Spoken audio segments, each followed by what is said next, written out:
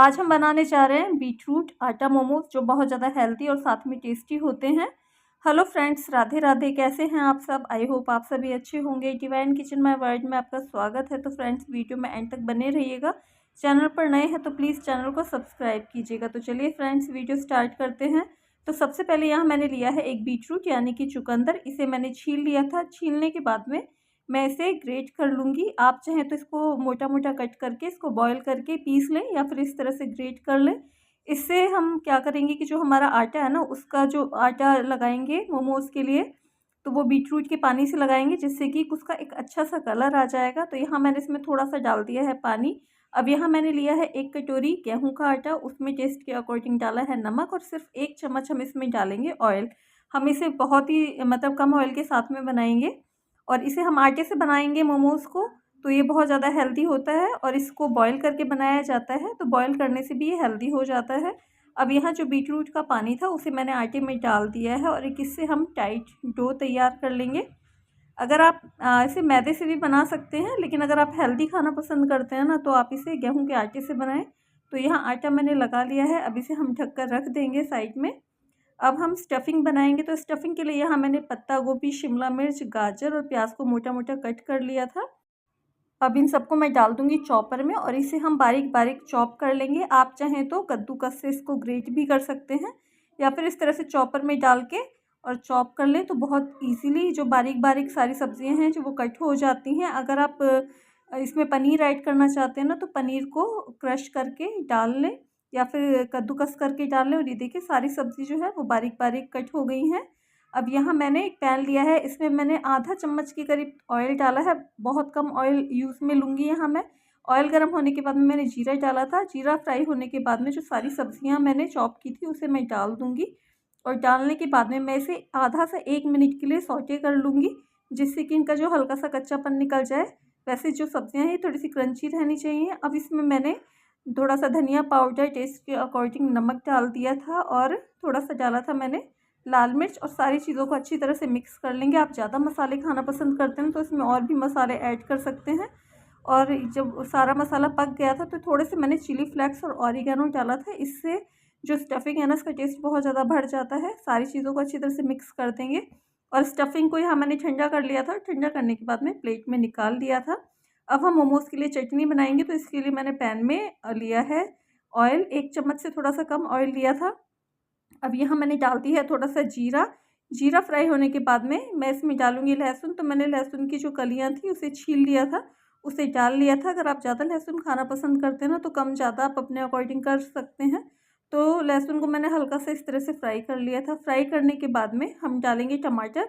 तो आप वैसे तो इस चटनी को जो सूखी लाल मिर्च है ना, उसके साथ में बनाया जाता है, लेकिन यहाँ मेरे पास सूखी लाल मिर्च नहीं थी तो मैं कश्मीरी लाल मिर्च का यूज़ करूँगी। तो यहाँ मैंने जो टमाटर थे उन्हें हाफ़ कट कर दिया था। हाफ़ कट करने के बाद में मैंने उसे पैन में रख दिया था। और रखने के बाद में अब इसमें मैं डालूँगी थोड़ा सा नमक, जिससे कि जो हमारे टमाटर है ना, वो अच्छी तरीके से सॉफ्ट हो जाएंगे। तो थोड़े से टमाटरों को मैंने इस तरह से थोड़ी सी देर चला लिया था पैन के अंदर। अब यहाँ मैं टेस्ट के अकॉर्डिंग ऊपर से नमक डाल दूँगी। इससे क्या है कि जो टमाटर हैं बहुत जल्दी सॉफ्ट हो जाएंगे और जो इनका छिलका है ना, वो ईज़िली निकल आएगा। अच्छी तरह से इस तरह से मिक्स कर लेंगे। और मिक्स करने के बाद में पैन को मैं इस तरह से ढक कर छोड़ दूँगी। 2 से 3 मिनट यहाँ मैंने रखा था और ये जो टमाटर है ना, ये सॉफ्ट हो गए हैं। और टमाटर के छिलके मैंने निकाल लिए थे, बहुत इजीली निकल जाते हैं। और ठंडा होने के बाद में इन सारी चीज़ों को मैं डाल दूँगी जार में। अगर आपके पास सूखी लाल मिर्च है ना, तो आप उसे पहले ही गर्म पानी में भिगो कर रख दें। वो जब सॉफ्ट हो जाए ना, तो इस तरह से टमाटर डालने के बाद में इसके साथ ही आप लाल मिर्च डाल के पीस लें। लेकिन यहाँ मैंने कश्मीरी लाल मिर्च डाली है और नमक डाला है, थोड़ा सा मैंने डाला है ऑरिगेनो, और इसको हम पीस लेंगे। और ये हमारी जो मोमोज़ वाली इजी सी जो चटनी है वो बन के रेडी हो गई है। थोड़े से मैंने इस चटनी के अंदर चीनी के दाने भी डाले थे, जिससे कि चटनी का जो तीखापन है ना, वो बैलेंस हो जाए। अब इसे साइड में रख देंगे। अब हम बनाएंगे मोमोज़। तो यहाँ जो हमारा आटा था वो अच्छी तरह से इसको फूल गया था। इसे हम वापस से गूँथ लेंगे और गूँथने के बाद में हम इसकी लोइयाँ तोड़ लेंगे। जो मोमोज़ है ना, तो उसके लिए हमें पतली पतली लोइयाँ बनानी थी।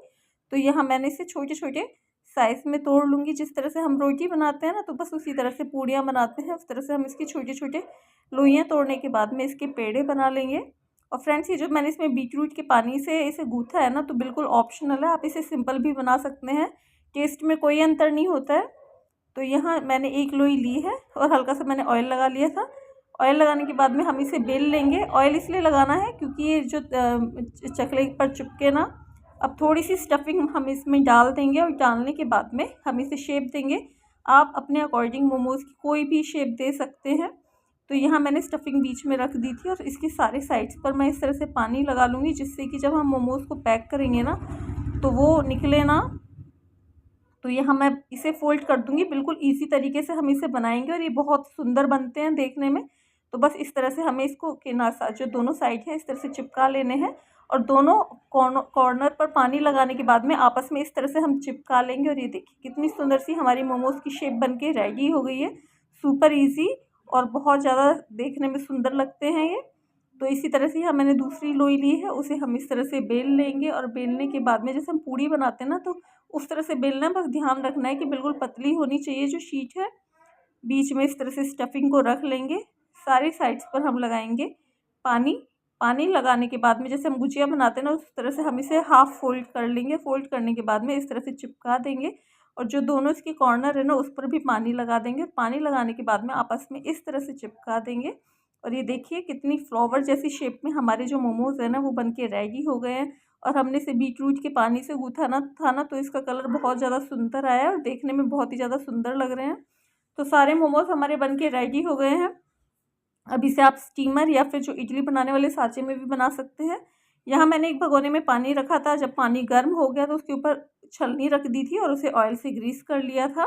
ग्रीस करने के बाद में सारे मोमोज़ को हम इस तरह से रख देंगे। ध्यान रखना है कि एक दूसरे से चिपका कर नहीं रखना, थोड़ा थोड़ा सा दूरी में रखना है। सारे मोमोज़ को रख दिया है। ऊपर से मैं प्लेट से इसे ढक दूँगी। 3 से 4 मिनट में हमारे जो मोमोज़ है वो बनकर रेडी हो जाते हैं। तो 3-4 मिनट इसे हो गए थे और ये देखिए जो हमारे मोमोज़ है बहुत अच्छी तरह से स्टीम्ड हो गए हैं।